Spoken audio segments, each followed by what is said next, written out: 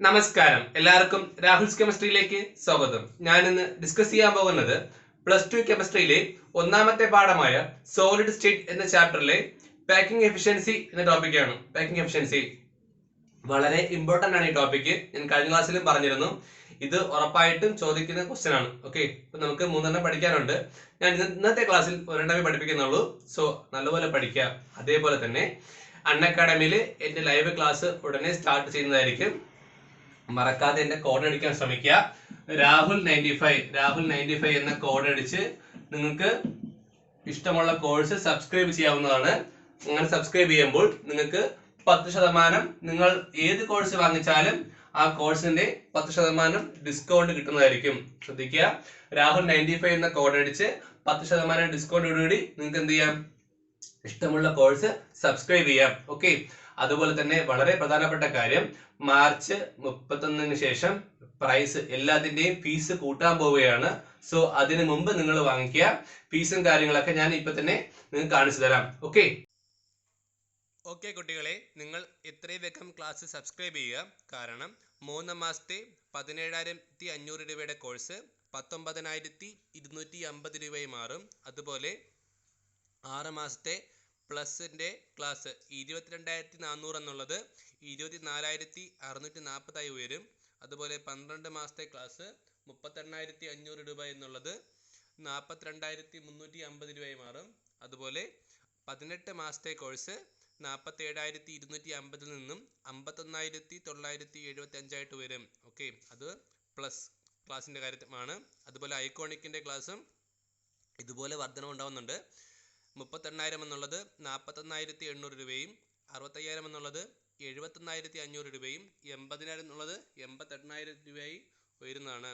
So എത്രയും വേഗം എന്ത് ചെയ്യുക, ക്ലാസ് സബ്സ്ക്രൈബ് ചെയ്യുക. അതുപോലെ തന്നെ ഇതിന് കൂടാതെ 10% ഡിസ്കൗണ്ട് കിട്ടാനായി രാഹുൽ 95 എന്ന കോഡ് കൂടി അടിക്കുക. അതുപോലെ തന്നെ കുട്ടികളെ, നിങ്ങൾ 3 മാസത്തെ പ്ലസ് സബ്സ്ക്രിപ്ഷൻ സ്വീകരിക്കുകയാണെങ്കിൽ നിങ്ങൾക്ക് 1 മാസത്തെ ക്ലാസ് തികച്ചും സൗജന്യമായി ലഭിക്കുന്നതാണ്. അതുപോലെ തന്നെ മാർച്ച് 27 ഈ വരുന്ന 2022 മാർച്ച് 27 ഒരു ആൾ ഇന്ത്യ ലെവല് സ്കോളർഷിപ്പ് ടെസ്റ്റ് ഉണ്ട്. അതിനെല്ലാവരും പങ്കെടുക്കുക. നിങ്ങൾക്ക് നിങ്ങളെ കൂടെയുള്ള ആൾക്കാരുമായിട്ട് എന്ത് ചെയ്യുക, കോമ്പറ്റീറ്റീവ് നടത്താൻ പറ്റും. നിങ്ങളുടെ സ്റ്റഡീസിന് നിങ്ങൾക്ക് വിലയിരുത്താൻ പറ്റും. ഓക്കെ, അതുപോലെ തന്നെ 15 വർഷത്തെ ക്വസ്റ്റ്യൻ പേപ്പർ റിവൈസ് ചെയ്യാൻ കഴിയും. നിങ്ങളുടെ ലെവൽ ഓഫ് പ്രിപ്പറേഷൻ നിങ്ങൾക്ക് മനസ്സിലാക്കാൻ കഴിയും. മാത്രമല്ല ആൾ ഇന്ത്യ റാങ്ക് എത്രയാണെന്ന് നിങ്ങൾക്ക് ഒരു ഏകദേശ കണക്കും കിട്ടും. ഓക്കെ, ക്ലാസ്സിലോട്ട് പോകാം. ഓക്കെ, നമ്മൾ ഇനി നോക്കാൻ പോകുന്നത് പാക്കിംഗ് എഫിഷ്യൻസിയെ കുറിച്ചാണ്. അപ്പം എന്താണ് പാക്കിംഗ് എഫിഷ്യൻസി എന്ന് ചോദിച്ചാൽ ഇത്രേ ഉള്ളൂ. അതായത് നമ്മുടെ ഈ യൂണിറ്റ് സെല്ലിലെ നമ്മുടെ ഈ പാർട്ടിക്കിൾസ് അടുക്കി വെച്ചിരിക്കുകയല്ലേ, വളരെ ക്ലോസ് ആയിട്ട് അടുക്കി വെച്ചിട്ടുണ്ട്. പക്ഷെ എത്ര തന്നെ ക്ലോസ് ആയിട്ട് അടുക്കി വച്ചാലും അതിനിടയിൽ എന്ത് സംഭവിക്കും, ഗ്യാപ്പുകൾ ഉണ്ടാകും അല്ലേ, ചെറിയ ചെറിയ ഗ്യാപ്പുകൾ ഉണ്ടാകും. ആ ഗ്യാപ്പിനെ നമ്മൾ എന്ത് വിളിച്ചു, വോയിഡ്സ് എന്ന് വിളിച്ചു അല്ലേ. അപ്പം ശരിക്കും പറഞ്ഞ പാക്കിംഗ് എഫിഷ്യൻസി എന്ന് പറഞ്ഞാൽ എന്തുമാത്രം സ്ഥലത്ത് നിന്നുണ്ട് പാർട്ടിക്കിൾസ് ഉണ്ട്, അതാണ് സംഭവം. അല്ലെങ്കിൽ എന്തുമാത്രം സ്ഥലത്ത് ഗ്യാപ്പ് ആയി പോയി എന്ന് പറഞ്ഞാണെന്ത് നമ്മുടെ ഈ പാക്കിംഗ് എഫിഷ്യൻസി. ഓക്കെ, ഒരു യൂണിറ്റ് സെല്ലിനകത്ത് എന്തുമാത്രം സ്ഥലത്താണെന്ത് ഈ പറഞ്ഞ പാർട്ടിക്കിൾസ് ഇരിക്കുന്നത്, അല്ലെങ്കിൽ എന്തുമാത്രം വോയിഡ്സ് ഉണ്ട് എന്ന് മനസ്സിലാക്കാനാണ് നമ്മൾ എന്ത് ഉപയോഗിക്കുന്നത്, പാക്കിംഗ് എഫിഷ്യൻസി കണ്ടുപിടിക്കുന്നത്. അപ്പൊ നമ്മൾ ഒന്നാമത്തേതാണ് പഠിക്കാൻ പോകുന്നത്. HCPയും അല്ലെങ്കിൽ CCP പാക്കിംഗ് ആയിട്ടുള്ള സംഭവങ്ങളിൽ അതിലുള്ള പാക്കിംഗ് എഫിഷ്യൻസി ഇങ്ങനെ തന്നെ ചോദിക്കും. ഓക്കെ, സിമ്പിൾ ആണ്, പഠിക്കാം. വളരെ വലിയ ഡെറിവേഷൻ ഒന്നുമില്ല, വളരെ സിമ്പിൾ ഡെറിവേഷൻ ആണ്, പഠിക്കാം. അതിന് ആദ്യം സ്പീഡ് വരയ്ക്കാം. ഓക്കെ,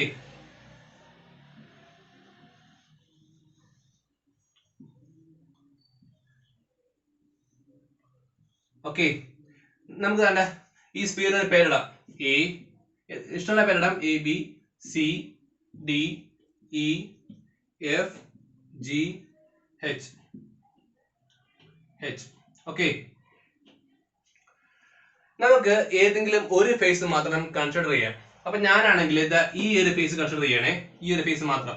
ഓക്കെ, അപ്പൊ ഈ ഒരു ഫേസിന്റെ ഡയഗണലി കാണുന്നത്.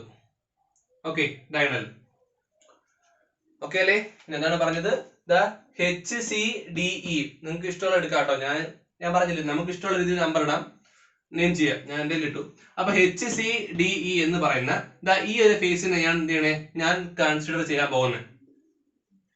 അങ്ങനെ കൺസിഡർ ചെയ്യുമ്പം നോക്കിയാണേ, ഈ ഒരു ട്രയാങ്കിൾ കണ്ട, ഈ ഒരു ട്രയാങ്കിൾ ഏതാണ്? HDE triangle HDE from triangle HDE. Okay, from triangle HDE നമുക്ക് നോക്കാം. ഞാൻ ഈ HDE എന്ന് പറയുന്നത് ഒരു റൈറ്റ് ട്രയാങ്കിൾ അല്ലേ? ഒരു റൈറ്റ് ട്രയാങ്കിൾ അല്ലേ? അല്ലേ? നമ്മൾ പൈതഗോറസ് തിയറം പഠിച്ചിട്ടുണ്ട്.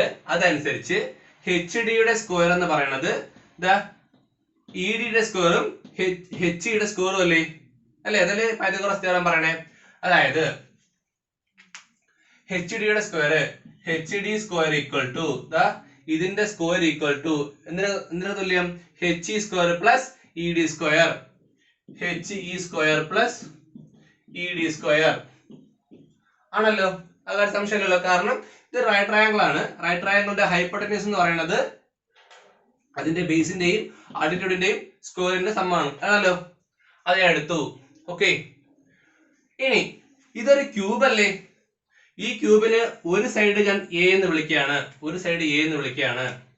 അങ്ങനെയാണെങ്കിൽ AB എന്ന് പറയുന്നതും BC എന്ന് പറയുന്നതും CD എന്ന് പറയുന്നതും ED എന്ന് പറയുന്നതും എല്ലാം A തന്നെ അല്ലേ? അപ്പൊ ഈ HE എന്ന് പറയുന്നത് A അല്ലേ? ഈ D എന്ന് പറയുന്നത് A അല്ലേ? സംശയമില്ലല്ലോ. കാരണം ഒരു ക്യൂബിന്റെ സൈഡ് ആയതുകൊണ്ട് HE എന്ന് പറയുന്നതും ED എന്ന് പറയുന്നത് എന്താണ്? A ആണ്. സബ്സ്റ്റിറ്റ്യൂട്ട് ചെയ്യാം BTU. ഇനി എപ്പോഴും HD എന്ന് പറയാൻ പാടല്ലേ? സോ നമുക്ക് അതിനൊരു പുതിയ നെയിം കൊടുക്കാം. ഡയഗണലിന് ഞാൻ B എന്ന് റെപ്രസെന്റ് ചെയ്തു. ഈ ഡയഗണലിനെ B എന്ന് റെപ്രസെന്റ് ചെയ്തു. ഓക്കെ, അപ്പൊ സബ്സ്റ്റിറ്റ്യൂട്ട് ചെയ്യാം. HDക്ക് വരെ എന്ത് ചെയ്യാം? B സബ്സ്റ്റിറ്റ്യൂട്ട് ചെയ്യാം. B ഈക്വൽ ടു അല്ല, B square equal to HD ആണ് എന്ത്? B എന്ന് പറയുന്നത്. HD സ്ക്വയർ ഉണ്ട്. So B square equal to HE എന്ന് പറയുന്നത് എന്താണ്? A ആണ്. So A square plus ED എന്ന് പറയുന്നതും A സ്ക്വയർ ആണ്. അപ്പൊ B square equal to 2A square എന്ന് വിളിക്കാം അല്ലേ? 2A സ്ക്വയർ എന്ന് വിളിക്കാം. അങ്ങനെയാണെങ്കിൽ B equal to root 2A. B equal to root 2A. ഇതൊരു ഓക്കെ അല്ലേ? ഇൻസെർട്ട് ചെയ്യണേ. നമുക്ക് ഇതാ ഈ ഒരു ഡയഗണലില് ഒരു 3 സ്പെയർ കൺസിഡർ ചെയ്യാം. 1 2 3. ഓക്കെ, ഞാനൊരു 3 സ്പെയർ അവിടെ കൺസിഡർ ചെയ്യണം. ഓക്കെ, ശ്രദ്ധിച്ചോണേ. അവിടെ ഒരു 3 സ്പെയർ എന്തെങ്കിലും ഞാൻ കൺസിഡർ ചെയ്യുന്നുണ്ട്. ഓക്കെ, അപ്പം എന്താ ഈ ഒരു B equal to root 2A അത് മാത്രം ഞാൻ ഇവിടെ വെക്കുകയാണേ. B equal to root 2A.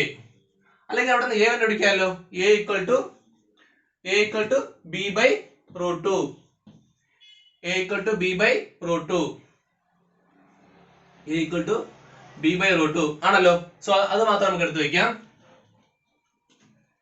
A equal to B by root 2. A equal to B by root 2. A equal to B by root 2. Okay, ബാക്കി അമ്മാക്കാണേ.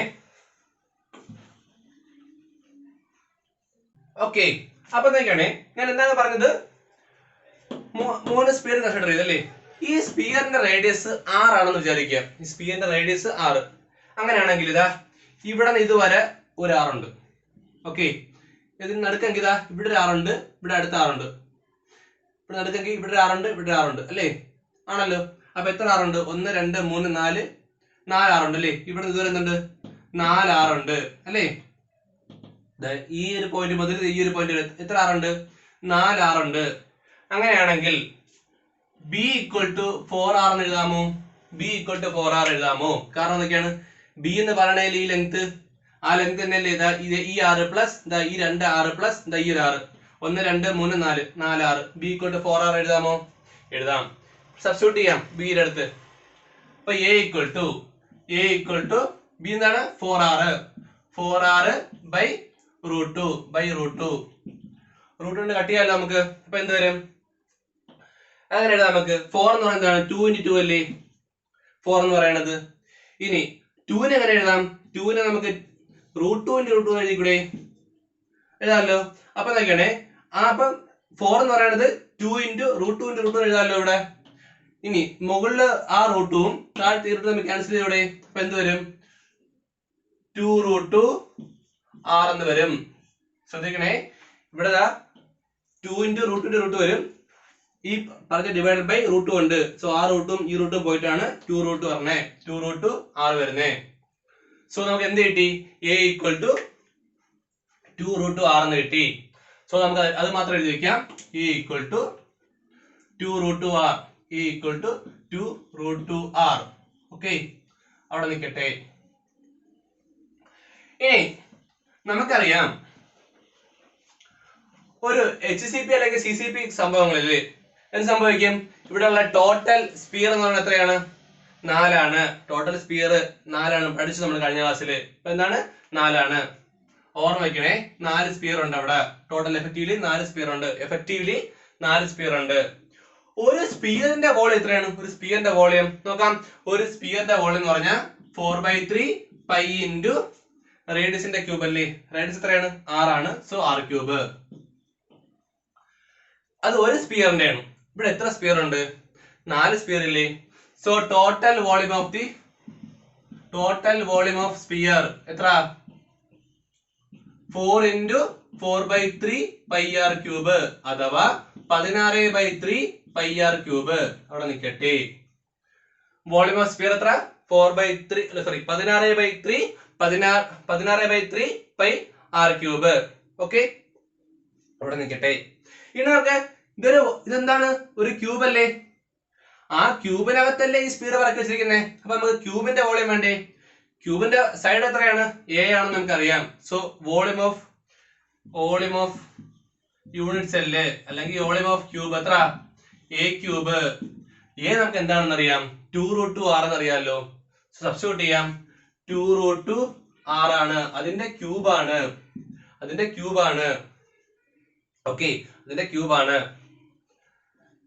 അവിടെ ഇരിക്കട്ടല്ലേ?